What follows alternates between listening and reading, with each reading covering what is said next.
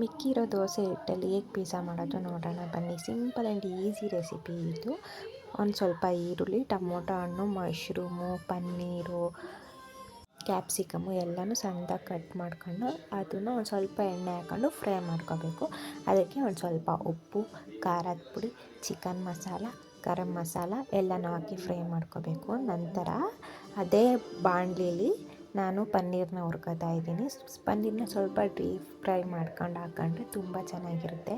ಅದಕ್ಕೋಸ್ಕರ ನಾನು ಅದೇ ಪ್ಯಾನ್ಗೆ ಹಾಕ್ಕೊಂಡು ಪನ್ನೀರನ್ನ ಫ್ರೈ ಮಾಡ್ಕೊಂಡು ಎತ್ತಿಡ್ಕೋತಾ ಇದ್ದೀನಿ.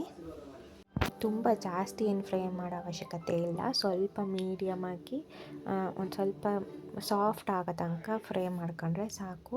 ಇದು ನಾನು ಮನೆಯಲ್ಲೇ ಮಾಡ್ಕೊಂಡಿರೋಂಥ ಪನ್ನೀರು. ಈ ಪನ್ನೀರ್ ರೆಸಿಪಿ ಬೇಕು ಅಂತಂದರೆ ಕಮೆಂಟ್ ಮಾಡಿ, ನಾನು ಅದನ್ನು ತಿಳಿಸ್ಕೊಡ್ತೀನಿ ಯಾವ ಥರ ಮಾಡೋದು ಅಂತ. ಇದನ್ನೆಲ್ಲ ನೀಟಾಗಿ ಫ್ರೈ ಮಾಡಿಕೊಂಡು ಎತ್ತಿಟ್ಕೊತಾ ಇದ್ದೀನಿ ನಾನು ಒಂದು ಸಪ್ರೇಟ್ ಬೌಲ್ಗೆ.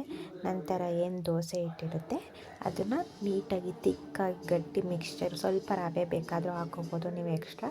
ಅದು ತಿಕ್ಕಾಗಿ ಹಾಕ್ಕೊಂಡು ಪ್ಯಾನ್ ಮೇಲೆ ದೋಸೆ ಹಿಟ್ಟಿನ ಥರನೇ ತಿಕ್ ಲೇಯರ್ ಫಾರ್ಮ್ ಮಾಡಿಕೊಂಡು ಅದಕ್ಕೆ ಮಯೋನೀಸ್ ಹಾಕೋತಾ ಇದ್ದೀನಿ. ಇದು ಅಷ್ಟೇ ಹೋಮ್ ಮೇಡ್ ಮಯೋನೀಸು. ಅದನ್ನು ಹಚ್ಚಿ ನೀಟಾಗಿ ಸ್ಪ್ರೆಡ್ ಮಾಡಿಕೊಂಡು ಇವಾಗ ಆಲ್ರೆಡಿ ಫ್ರೈ ಮಾಡ್ಕೊಂಡು ಇಟ್ಕೊಂಡಿರೋಂಥ ವೆಜಿಟೇಬಲ್ಸ್ ಎಲ್ಲನೂ ಹಾಕಿ ಒಂದು 2 ನಿಮಿಷ ಸುತ್ತ ಒಂದು ಸ್ವಲ್ಪ ನೀರು ಹಾಕಿ ಫ್ರೈ ಮಾಡಿಕೊಂಡು ಆರಿಗ್ಯಾನೋ ಹಾಕ್ಕೊಂಡು ಸ್ವಲ್ಪ ಚೀಸ್ ಹಾಕ್ಕೊಂಡು ಮೇಲ್ಗಡೆ ಒಂದು ಸ್ವಲ್ಪ ಬೇಕಾದರೆ ಪೆಪ್ಪರ್ ಪೌಡರ್ ಅಥವಾ ಚಿಲ್ಲಿ ಫ್ಲೇಕ್ಸ್ ಹಾಕ್ಕೊಂಡು ಬೇಯಿಸ್ಕೊಂಡ್ರೆ ಸಾಕು. ಪಿಜ್ಜಾ ರೆಡಿ ಆಗುತ್ತೆ. ಸೂಪರಾಗಿರುತ್ತೆ.